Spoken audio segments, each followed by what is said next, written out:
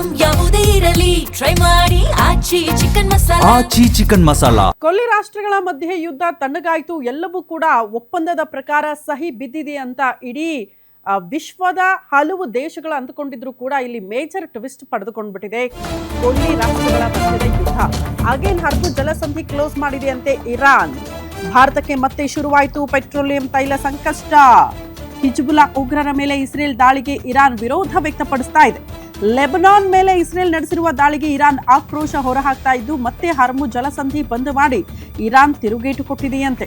ಶುಕ್ರವಾರವಷ್ಟೇ Israel Hezbollah ಮಧ್ಯೆ ಒಪ್ಪಂದ ಆಗಿತ್ತು. ಒಪ್ಪಂದದ ಬೆನ್ನಲ್ಲೇ ಶನಿವಾರ ಹಿಜ್ಬುಲ್ಲಾ ಮೇಲೆ ಮತ್ತೆ ಇಸ್ರೇಲ್ ದಾಳಿ ಮಾಡಿರೋದ್ರಿಂದ ಇರಾನ್ ಅದಕ್ಕೆ ಪ್ರತೀಕಾರ ತೀರಿಸಿಕೊಳ್ಳೋದಕ್ಕೆ ಮುಂದಾಗ್ತಾ ಇದೆ. ಇಸ್ರೇಲ್ ವಾಯು ದಾಳಿಗೆ ಲೆಬನಾನ್ನಲ್ಲಿ 32 ಜನ ಸದ್ಯಕ್ಕೆ ಸಾವನ್ನಪ್ಪಿದ್ದಾರೆ ಎನ್ನುವುದರ ಡೀಟೇಲ್ಸ್ ಇದೆ. ಈ ಹಿನ್ನೆಲೆ ಹರ್ಮುಜ್ ಜಲಸಂಧಿಯನ್ನ ಕಂಪ್ಲೀಟ್ ಆಗಿ ಕ್ಲೋಸ್ ಮಾಡೋ ಮೂಲಕ ಇರಾನ್ ಆಕ್ರೋಶವನ್ನ ಹೊರಹಾಕ್ತಾ ಇದೆ. ಕೊಲ್ಲಿ ರಾಷ್ಟ್ರಗಳ ಮಧ್ಯೆ ಯುದ್ಧ ತಣ್ಣಗಾಯಿತು, ಒಪ್ಪಂದಕ್ಕೆ ಸಹಿ ಬಿದ್ದಿದೆ.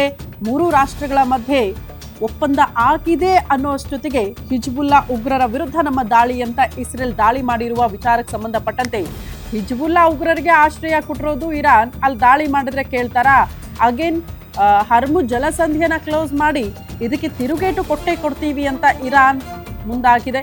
ಹಾಗಾಗಿ ಮತ್ತೊಮ್ಮೆ ಈ ಕೊಲ್ಲಿ ರಾಷ್ಟ್ರಗಳ ಮಧ್ಯದ ಯುದ್ಧ ಪ್ರಾರಂಭ ಆಗಿರೋದ್ರಿಂದ ಮತ್ತೆ ಹರ್ಮುಜ್ ಜಲಸಂಧಿ ಕ್ಲೋಸ್ ಆಗಿರೋದ್ರಿಂದ ಅಗೇನ್ ಭಾರತಕ್ಕೆ ಸಂಕಷ್ಟ ಎದುರಾಗ್ತಾ ಇದೆ ತೈಲ ಮತ್ತು LPG ವಿಚಾರಕ್ಕೆ ಸಂಬಂಧಪಟ್ಟಂತೆ. ಈ ಬಗ್ಗೆ ಮತ್ತಷ್ಟು ಡೀಟೇಲ್ಸ್ ಅನ್ನ ಕೊಡ್ತಾ ಹೋಗ್ತಾರೆ ಡಿಜಿಟಲ್ ಎಡಿಟರ್ ದಿಲೀಪ್ ದೂರವಾಣಿ ಸಂಪರ್ಕದಲ್ಲಿದ್ದಾರೆ. ದಿಲೀಪ್, ಎಲ್ಲವೂ ಕೂಡ ಒಪ್ಪಂದದ ಪ್ರಕಾರ ಸಹಿ ಬಿದ್ದಿದೆ ಅಂತ ಅನ್ನೋಷ್ಟೊತ್ತಿಗೆ ಮತ್ತೆ ದಾಳಿ ಮತ್ತೆ ಯಾವ ಹಂತಕ್ಕೆ ಹೋಗಬಹುದು? ಅಗೇನ್ ಮತ್ತೆ ಅದೇ ಸಮಸ್ಯೆಗಳನ್ನ ಭಾರತ ಕೂಡ ಫೇಸ್ ಮಾಡಬೇಕಲ್ಲ, ಭಾರತ ಸೇರಿದಂತೆ ಬೇರೆ ಬೇರೆ ದೇಶಗಳು ಫೇಸ್ ಮಾಡಬೇಕಲ್ಲ ಅಂತ.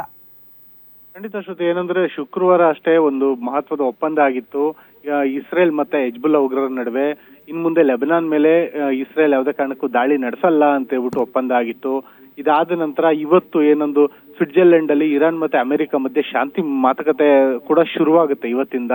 ಈ ಎಲ್ಲಾ ಹಂತದಲ್ಲಿ ಎಲ್ಲಾ ಸಮಸ್ಯೆಗಳು ಬಗೆಹರಿತು ಅನ್ನೋ ಹೊತ್ತಲ್ಲೇನೆ ನಿನ್ನೆ ರಾತ್ರಿಯ ಸುಮಾರಿಗೆ, ಭಾರತೀಯ ಕಾಲಮಾನ ನಿನ್ನೆ ರಾತ್ರಿ ಸುಮಾರಿಗೆ ಏನೊಂದು ಇಸ್ರೇಲ್ನ ವಾಯುಪಡೆ ಏನಿದೆ ಅದು ಲೆಬನಾನ್ ಮೇಲೆ ಭಾರಿ ಪ್ರಮಾಣದ ದಾಳಿಯನ್ನು ನಡೆಸಿದೆ ಹಿಜ್ಬುಲ್ಲಾ ಉಗ್ರರ ನೆಲೆಗಳ ಮೇಲೆ. ಈ ಒಂದು ಸಂದರ್ಭದಲ್ಲಿ 32ಕ್ಕೂ ಹೆಚ್ಚು ಜನ ಸಾವನ್ನಪ್ಪಿದ್ದಾರೆ ಅನ್ನೋ ಒಂದು ಮಾಹಿತಿ ಸಿಗ್ತಾ ಇದೆ. ಈ ಹಿನ್ನೆಲೆಯಲ್ಲಿ ಲೆಬನಾನ್ ಮೇಲೆ ದಾಳಿ ನಡೆದ ಬೆನ್ನಲ್ಲೇನೆ ಇದೀಗ ಹರ್ಮುಜ್ ಜಲಸಂಧಿಯನ್ನ ಇರಾನ್ ಮುಚ್ಚಿದೆ. ಯಾಕಂದ್ರೆ ಇಸ್ರೇಲ್ ತನ್ನ ಒಂದು ಶಾಂತಿ ಒಪ್ಪಂದದ ಏನೊಂದು ಕರಾರುಗಳಿತ್ತು ಅದನ್ನ ಆ ಒಪ್ಪಂದದ ಒಂದು ಅಂಶಗಳನ್ನ ಉಲ್ಲಂಘನೆ ಮಾಡಿದೆ ಅಂತ ಹೇಳ್ಬಿಟ್ಟು ಬಂದ್ ಮಾಡಿದ್ದೆ. ಜೊತೆಗೆ ಅಮೆರಿಕ ಜೊತೆಗೆ ಏನೊಂದು ಇರಾನ್ನ ಮಾತುಕತೆ ಇತ್ತು, ಮಾತುಕತೆ ನಡೆಯಕ್ಕೆ ಕೆಲವೇ ಗಂಟೆಗಳ ಮುಂಚೆ ಈ ಒಂದು ಹರ್ಮುಜ್ ಜಲಸಂಧಿ ಮತ್ತೆ ಬಂದ್ ಆಗಿರೋದು. ಹೀಗಾಗಿ ಇವತ್ತು ಸ್ವಿಟ್ಜರ್ಲೆಂಡ್ ಅಲ್ಲಿ ಆರಂಭ ಆಗುವಂತ ಸಭೆ ನಿಜಕ್ಕೂ ಆರಂಭ ಆಗುತ್ತೋ ಇಲ್ವೋ ಅನ್ನೋ ಒಂದು ಪ್ರಶ್ನೆನೂ ಮೂಡಿದೆ. ಅದು ಒಂದ್ ಕಡೆ ಆದ್ರೆ ಮತ್ತೊಂದ್ ಕಡೆ ಭಾರತ, ಚೀನಾ ಅಂತ ನಮ್ಮಂತ ತೈಲಕ್ಕೋಸ್ಕರ ಒಂದು ಕೊಲ್ಲಿ ರಾಷ್ಟ್ರಗಳಿಗೆ ಅವಲಂಬಿತ ಆಗಿರುವಂತ ರಾಷ್ಟ್ರಗಳಿಗೆ ಈಗ ಮತ್ತೆ ತೈಲ ಸಂಕಷ್ಟ ಶುರುವಾಗುವಂತ ಭೀತಿ ಎದುರಾಗಿದೆ ಶ್ರುತಿ. ಓಕೆ ದಿಲೀಪ್, ಧನ್ಯವಾದಗಳು ತಮ್ಮೆಲ್ಲ ಮಾಹಿತಿಗೆ.